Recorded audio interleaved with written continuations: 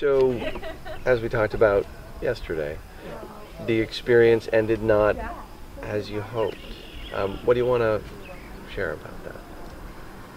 Oh,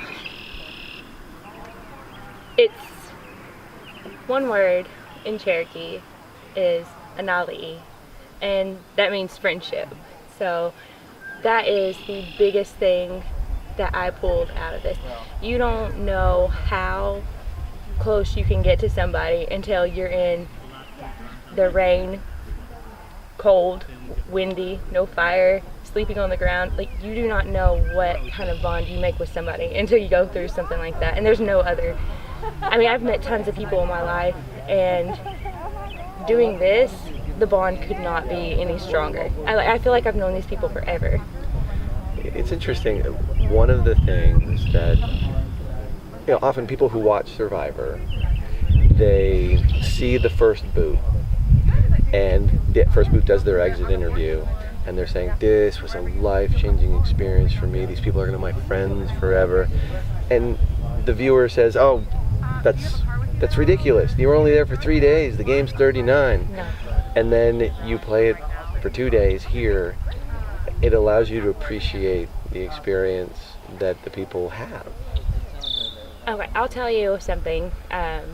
It's a little emotional to me, but my grandpa passed away in December. And he did so much in his life. He was so adventurous, and I admired that about him. And me coming out here and doing this was something that made me feel closer to him. And just being here did that. And that's one thing that is the most important to me that I can take from this, is that, like, it doesn't matter what, like, I can still feel close to him. Like, I don't have to do anything special to be close to him, but coming out here proved to me that, I just don't know how to explain it. Like, it brought some kind of peace over me, in him going. A recommendation, share that story with the other people who play after they come out, or... It takes everything I have not to cry when I talk about it. So that's why I haven't so much. My initial tribe, I told them a little bit about why I have wanted to do this kind of an adventure, and they seemed to get it, and it was the first thing that they saw real from me, because I'm a pretty guarded, just joking kind of person, like to make people feel comfortable with me, but I don't ever get close to other people, and that's impossible here. Like, I'm close with people, and they're close with me. And the reason why I say share it is you will find many of them have similar stories. That when you start peeling things away, it's like, why are you really here? I want to play the game. Why are you really here? I want to find out what I'm made. Why are you really here? And you get to that, and it's like they're trying to prove something, trying to show something to themselves or to someone that they love, feel that connection.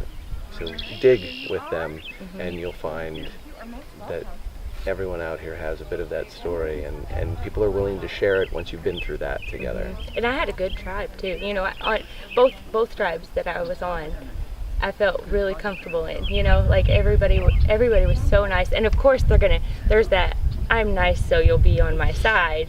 But there was true, you can see past that. There's true people out there that just, I don't know, I'll be lifelong friends with, and no regrets for anything, because I came and I did it. So who are the people in the game that you feel closest with, that you're cheering for, that you want to see get the experience they want? I didn't spend a whole lot of time with Jill, but the time that I did, I instantly felt a connection with her.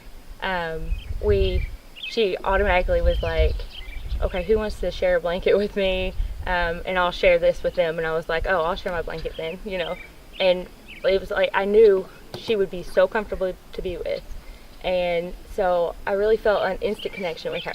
John, he has my heart. I love John so much. He may not be like the most social player, But man, he has the biggest heart, and he is so sweet. And if you do, I mean, he doesn't just come out and talk to you, but if you take the time to pull a conversation from him, he's got so much, and he's got so much love for his daughter, and there's just so much to him. There's so much to him, and you really, and that makes another life lesson. You need to get to know people. You know, like if someone's quiet, they have a story too. You wanna learn it. Greg, Laura, real close with them. I started to get kind of close with Steve, and then that's another story. But pretty much everybody on my Buffalo tribe. Well, Katie I didn't get as close to, but I still really liked her. Yeah, it was mainly those people. The reason why I ask, so your game is over, Yes, but you can. It's don't apologize ever. You still can have an influence on the game.